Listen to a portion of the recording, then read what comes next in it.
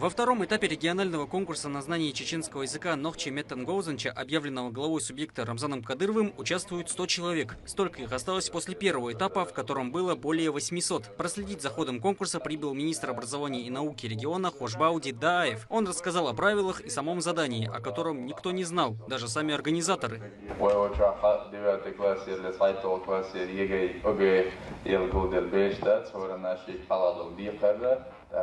Конкурс يعتبر كرت بيخمش وسدي هاريسي هاري هو إيش تدري وكان حاطط كي قدر يريد سباقيته طغنا هو سؤال راب يلشوا شو ماتيماتيكي إشكالات عن بوزن شو تنزل شو قول دلوي وشي جيته مثلا يلشتك خاء أصحدي أن لو تغن كي خش هو شو قول ده شو شلوش تقول ده نقش مت إنستوت ديركتور والشولا أو هذا موسى أنا يوق هر أو كرير وتيرشوا سزمان طيلان سحنا دين وجنادات وندرس كان غير نتحدق بقى مش تسليت أصلا حوار شيء ولا أصلا تحدي أنا شو إيش داخل شنو مسير دال أتو بويلا. После вступительной речи конкурсантам раздали задания. Ими оказались чеченские слова для составления сочинения на свободную тему. Среди присутствующих как преподаватели родного языка, так и те, кто знают его и желают себя проявить.